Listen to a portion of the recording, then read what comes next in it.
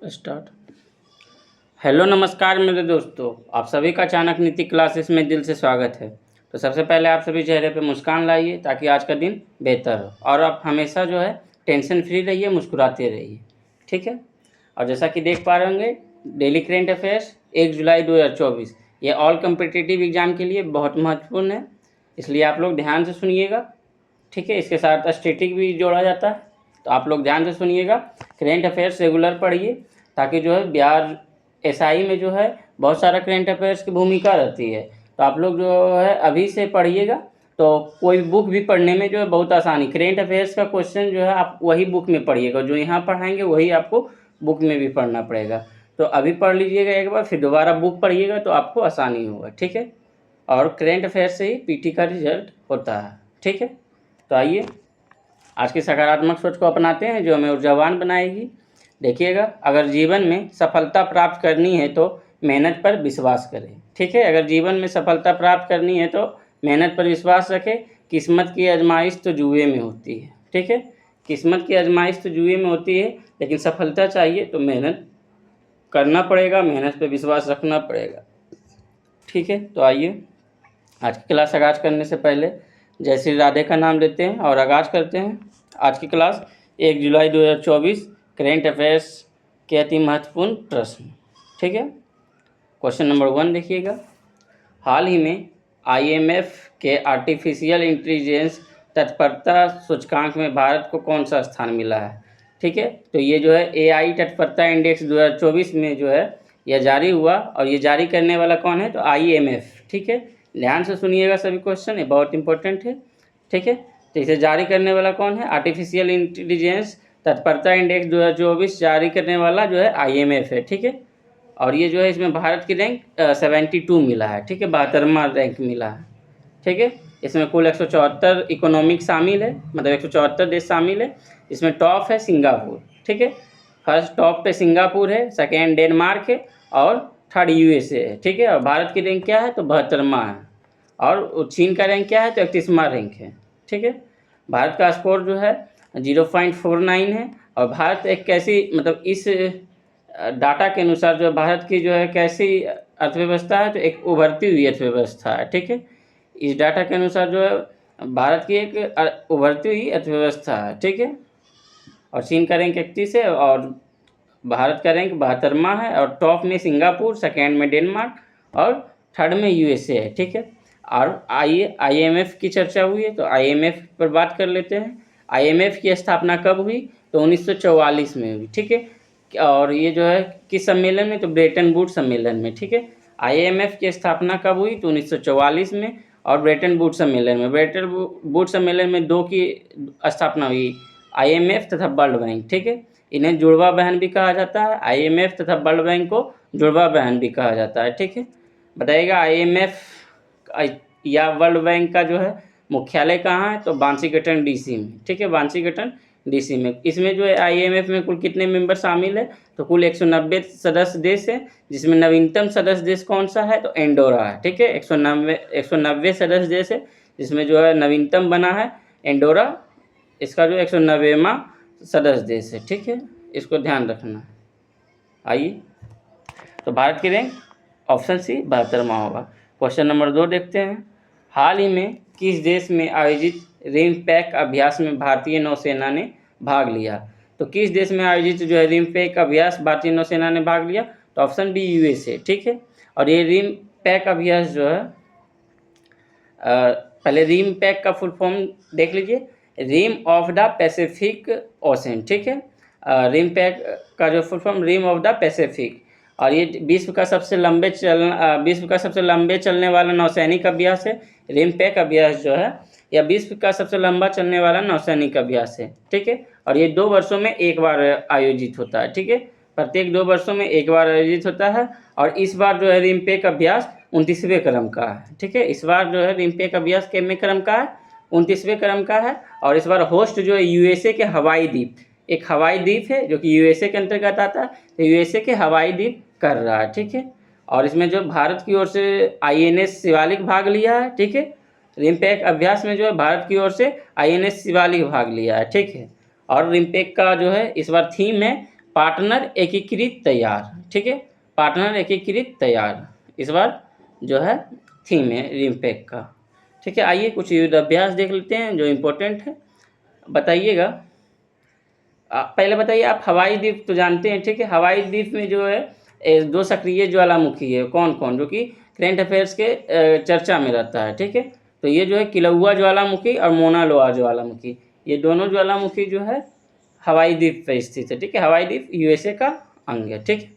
बताइएगा tiger Trump अभ्यास जो है किन 2 देशों के बीच, तो टाइगर ट्रंप अभ्यास जो है इंडिया तथा यूएसए के बीच होता है, ठीक है। और ये अभी हाल ही में इसका होस्ट कौन था, तो विशाखापट्टनम, इसको ध्यान रखिएगा। टाइगर ट्रंप अभ्यास जो है इंडिया और यूएसए के मध्य होता है और इसका होस्ट जो था विशाखापट्टनम था, ठीक है। बताइएगा इंडिया और यूएसए में बहुत सारा युद्धाभ्यास होता है, जैसे टाइगर ट्रंप हो गया, देखिएगा वज्र प्रहार जो है ये भी जो है इंडिया यूएसए के बीच, तर्कस अभ्यास ये भी इंडिया यूएसए के बीच, और कॉप इंडिया ये भी इंडिया यूएसए के बीच, ठीक है। टाइगर ट्रंप, वज्र प्रहार, तर्कस और कोप इंडिया, ये जो है जितने भी युद्धाभ्यास बताएं सभी इंडिया और यूएसए के बीच, ठीक है। एक बार फिर सुनिए, कॉप इंडिया, टाइगर ट्रंप, वज्र प्रहार और तर्कस, ठीक है, इसको ध्यान रखना है। और बताइएगा शक्ति युद्ध अभ्यास, तो शक्ति युद्ध अभ्यास इंडिया फ्रांस, गरुड़ युद्ध अभ्यास इंडिया फ्रांस, वरुण युद्ध अभ्यास इंडिया फ्रांस, ठीक है। फिर से सुनिए, शक्ति युद्ध अभ्यास, गरुड़ युद्ध अभ्यास और वरुण युद्ध अभ्यास, ये तीनों जो है इंडिया तथा फ्रांस के मध्य होता है, ठीक है। बताइएगा धर्म गार्जियन युद्ध अभ्यास, ये किन 2 देशों के बीच, तो धर्म गार्जियन जो है भारत और जापान, जीमेक्स युद्ध अभ्यास ये भी भारत और जापान, और वीर गार्जियन भी भारत और जापान, ठीक है। धर्म गार्जियन, जीमेक्स, वीर गार्जियन, ये तीनों जो है भारत और जापान के साथ, ठीक है। बताइएगा इंद्रधनुष युद्ध अभ्यास किन 2 देशों के मध्य, तो इंडिया और यूके, ठीक है, इंडिया और यूके के साथ इंद्रधनुष और अजय वॉरियर, अजय वॉरियर भी इंडिया यूके, तो ये दोनों भी ध्यान रखिएगा, इंद्रधनुष और अजय वॉरियर किन 2 देशों के मध्य, तो इंडिया और यूके, ठीक है। बताइएगा सूर्यकिरण युद्ध अभ्यास किन 2 देशों के बीच, तो सूर्यकिरण युद्ध अभ्यास जो है भारत और नेपाल के बीच, ठीक है। सूर्यकिरण युद्ध अभ्यास भारत और नेपाल के बीच, सिलिनैक्स जो है भारत और श्रीलंका के बीच, ठीक है। और बोंगो सागर और संप्रीति जो है और भारत और बांग्लादेश के बीच, क्योंकि अगल बगल पड़ोसी देश है तो हम इसको भी ध्यान रखेंगे, ठीक है। आइए क्वेश्चन नंबर 3 देखते हैं। क्वेश्चन नंबर 3 बहुत इंपॉर्टेंट क्वेश्चन है और ये जो है हम लोग के लिए बहुत विश्वसनीय और बहुत खुश जो है रहने का दिन है। मतलब इतना जो खुशी मिला, हाल ही में जो T20 विश्व कप 2024 का खिताब किसने जीता है, तो ऑप्शन है भारत।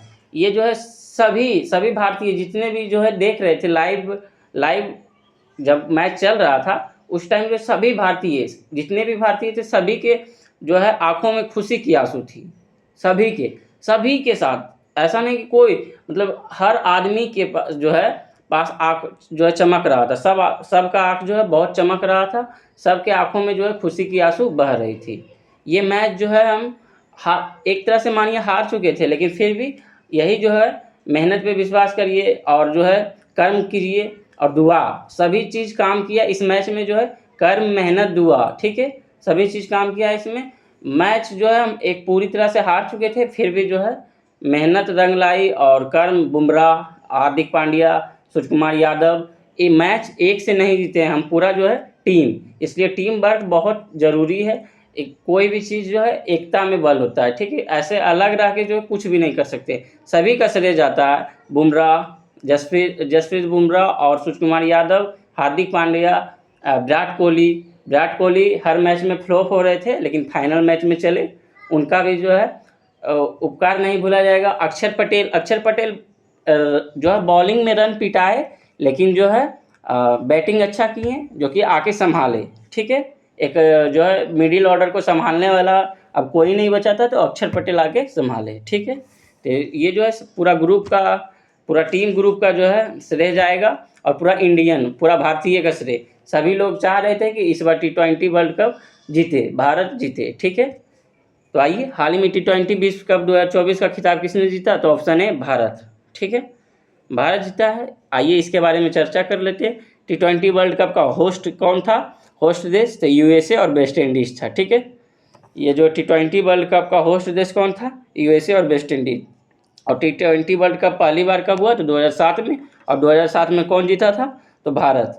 ठीक है, महेंद्र सिंह की कैप्टनसी में भारत जो है पहली बार T20 वर्ल्ड कप जीता था। और ये प्रत्येक मतलब हर 2 साल में एक बार होता है। और इस बार जो है 9वें क्रम का था, इसको भी ध्यान रखिएगा।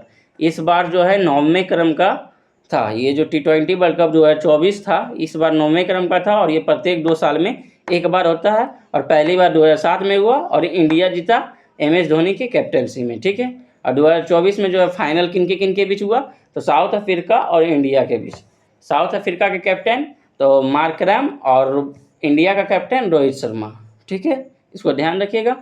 तो ये दोनों जो है बहुत, साउथ अफ्रीका के लिए भी हम लोग दिल से दुआ करते हैं, ऐसा कुछ नहीं। जीत तो सभी को चाहिए था, लेकिन जीत तो एक ही सकता था।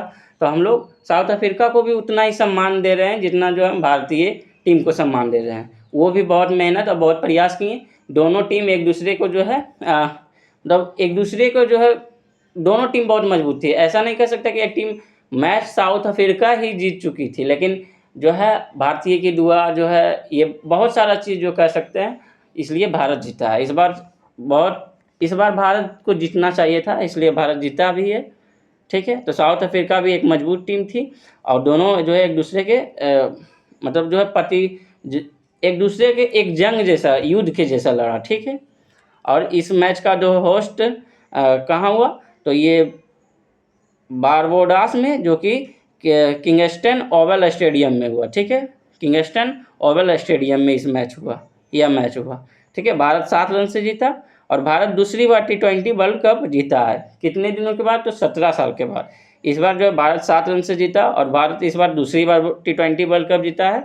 और 17 साल बाद रोहित शर्मा के कैप्टनसी में। ठीक है, और इस बार जो है प्लेयर ऑफ द मैच किसे दिया गया? तो विराट कोहली को। Player of the match Virat Kohli को दिया गया और player of the series Bumrah को। ठीक है, और खुशी तो बहुत सारा मिला वर्ल्ड कप जीतकर, लेकिन 2-3 सितारे जो है T20 से संन्यास ले लिए। जैसे 3 लोग संन्यास ले लिए हैं, रविंद्र जडेजा और रोहित शर्मा और विराट कोहली। ये तीनों जो है भारतीय टीम के लिए वो प्लेयर है जो कि इसका जो है नींव या अहम भूमिका मान सकते हैं। ठीक है, लेकिन फिर भी जो है ये तीनों खुशी तो दे गए हैं, लेकिन कुछ जो है छीन भी गए हैं। जैसे ये T20 वर्ल्ड कप से संन्यास ले लिए। ठीक है, इसको ध्यान रखना है। कौन कौन? रोहित शर्मा और विराट कोहली और रविंद्र जडेजा। ठीक है, फिर नेक्स्ट जनरेशन को मौका दिए हैं, देखिए आगे क्या होता है। क्वेश्चन नंबर 4 देखते हैं। हाल ही में EIU ग्लोबल लिविलिटी इंडेक्स 2024 में शीर्ष स्थान किसे मिला है? तो बीएनआ को। ठीक है, ग्लोबल इंडेक्स जारी करने वाला कौन है? तो EIC। इसका फुल फॉर्म होता है द इकोनॉमिक, EIC का full form the economic intelligence जो है यूनिट। ठीक है, द इकोनॉमिक इंटेलिजेंस यूनिट। इसका जो है मतलब लिविलिटी इंडेक्स मतलब रहने योग्य शहर। ठीक है, यह जो रिपोर्ट जारी किया रहने योग्य शहर 2024 में कौन कौन सा है? तो ये फर्स्ट जो है वियना, जो कि ऑस्ट्रिया की राजधानी है। ठीक है, ये जो वियना शहर फर्स्ट है। और सेकेंड में कोपेनहेगन है। ठीक है, जो कि डेनमार्क की राजधानी है। तीसरा ज्यूरिख है और चौथा मेलबर्न है। ठीक है, इसको ध्यान रखना है। ये सब रहने योग्य शहर है। और बताइएगा जो है वियना किसका मुख्यालय है? तो ओपेक का मुख्यालय है। ठीक है, ओपेक का मुख्यालय वियना है। और ओपेक का जो है स्थापना 1960 में हुआ। इसमें कुल 12 सदस्य देश शामिल है। ठीक है, और नीचे से टॉप बॉटम स्थान किसका है? मतलब जो है ना रहने योग्य शहर, तो ये जो है लीबिया है, त्रिपोली है, दमिश्क है। ठीक है, इसको ध्यान रखिएगा। त्रिपोली जो है लीबिया का शहर है और दमिश्क सीरिया का राजधानी है। ठीक है, और अल्जीरियस है जो कि अल्जीरिया की है। ठीक है, और नीचे से जो है 10वें स्थान किसे मिला है? तो कराची को। ठीक है, कराची को जो है नीचे से 10वें स्थान मिला है। तो रहने योग्य शहर ऑप्शन ए वियना सबसे टॉप में होगा। ठीक है, क्वेश्चन नंबर 5 देखते हैं। 1 जुलाई 2024 को केंद्र सरकार ने किस कानून को लागू करने का फैसला किया है?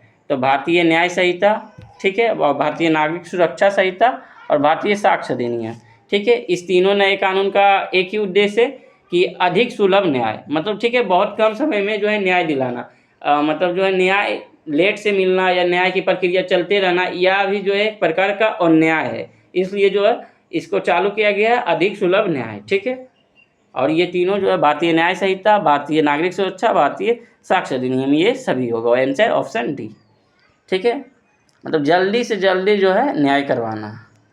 बहुत सारा न्याय के लिए गुहार लगाते रहता है, न्याय नहीं मिलता, ठीक है। क्वेश्चन नंबर 6 देखिएगा, हाल ही में चर्चा में रहे युग युगीन भारत संग्रहालय का निर्माण किसके सहयोग से किया जाएगा। तो युग युगीन भारत संग्रहालय का निर्माण जो है किसके सहयोग से, तो भारत और फ्रांस के सहयोग से युग युगीन संग्रहालय का निर्माण किया जाएगा। क्वेश्चन नंबर 7 देखिएगा, हाल ही में यूरोपीय परिषद के अगले अध्यक्ष पद पर किसे नियुक्त किया गया है। तो यूरोपीय परिषद के अगले अध्यक्ष पद पर किसे नियुक्त किया गया है, तो एंटोनियो कोस्टा को, ठीक है, ऑप्शन बी। एंटोनियो कोस्टा को जो है यूरोपीय परिषद के अगले अध्यक्ष पद पर नियुक्त किया गया है। क्वेश्चन नंबर 8 देखिएगा, हाल ही में बैंक ऑफ बड़ौदा ने किसे अपना ब्रांड एम्बेसडर नियुक्त किया है, ठीक है। तो बैंक ऑफ बड़ौदा जो है अपना किसे ब्रांड एम्बेसडर नियुक्त किया है, तो सुमित नागल, ठीक है, ऑप्शन सी, सुमित नागल को जो है बैंक ऑफ बड़ौदा ने अपना ब्रांड एम्बेसडर नियुक्त किया है, ठीक है। और सुमित नागल जो है भारत के नंबर 1 टेनिस प्लेयर है सुमित नागल, ठीक है, इसको ध्यान रखिएगा। सुमित नागल का संबंध भारत के नंबर 1 टेनिस प्लेयर से है। इसे जो है BOB बैंक ऑफ बड़ौदा का जो है ब्रांड एम्बेसडर नियुक्त किया है। बताइएगा SBI का जो है ब्रांड एम्बेसडर कौन नियुक्त हुए थे, तो MS धोनी, ठीक है। SBI का महेंद्र सिंह धोनी, और स्वराज का भी जो है महेंद्र सिंह धोनी, ठीक है। स्वराज का जो है ब्रांड एम्बेसडर महेंद्र सिंह धोनी, और लेज का भी जो है महेंद्र सिंह धोनी, ये तीनों थे महेंद्र सिंह धोनी, ठीक है। बिस्लेरी का जो है ब्रांड एम्बेसडर तो दीपिका पादुकोण, बिस्लेरी का जो है ब्रांड एम्बेसडर दीपिका पादुकोण, और तंबाकू नियंत्रण परिषद का जो है ब्रांड एम्बेसडर तो PV सिंधु बने थे, ठीक है, इसको ध्यान रखना। क्वेश्चन नंबर 9 देखिएगा, हाल ही में पहला अंतर्राष्ट्रीय डेयरी महासंघ एशिया प्रशांत शिखर सम्मेलन कहाँ आयोजित हुआ। तो पहला अंतर्राष्ट्रीय डेयरी महासंघ जो है एशिया प्रशांत शिखर सम्मेलन कहाँ आयोजित हुआ, तो कोच्चि केरल में, ठीक है, और ये पहली बार हुआ, ठीक है। तो कोच्चि केरल ऑप्शन जो है ऑप्शन बी होगा, कोच्चि केरल में, ठीक है। और इसका जो है हेडक्वार्टर कहाँ है अंतर्राष्ट्रीय डेयरी महासंघ का, तो ब्रुसेल्स बेल्जियम में, ठीक है। और इस बार का जो है थीम है डेयरी में विकास करना, ठीक है, डेयरी में विकास करना। आइए बताइए नेशनल मिल्क डे कब मनाते हैं, तो 26 नवंबर को। नेशनल मिल्क डे कब मनाते हैं, तो 26 नवंबर को। और इंटरनेशनल मिल्क डे तो 1 जून को, ठीक है, कन्फ्यूज मत होइएगा। नेशनल मिल्क डे 26 नवंबर और इंटरनेशनल मिल्क डे 1 जून, ठीक है, इसको ध्यान रखना। क्वेश्चन नंबर 10 देखिएगा, हाल ही में गवाह सुरक्षा योजना प्रारंभ करने की घोषणा किसने की है। तो गवाह सुरक्षा योजना प्रारंभ करने की घोषणा किसने की है, ऑप्शन सी, असम, ठीक है। असम जो है गवाह सुरक्षा योजना प्रारंभ करने की घोषणा की है। बताइएगा असम के CM कौन है, तो हेमंत बिस्वा शर्मा, ठीक है। और ये चर्चित CM है, बहुत सारा करंट अफेयर्स असम से बनता है, बहुत सारा टॉपिक, जैसे स्कूल इन द बॉक्स, ये सब जो है करंट अफेयर्स पहले पर भी पढ़ाए थे, तो इसको ध्यान रखना है, ठीक है। असम के CM हेमंत बिस्वा शर्मा, ठीक है। तो आज का 10 क्वेश्चन पूरा हुआ, और आप लोग इसी तरह जो है आप रेगुलर पढ़िएगा, हमें उम्मीद है, ठीक है। अपना ख्याल रखिएगा। आज के लिए इतना ही, थैंक यू, जय हिंद।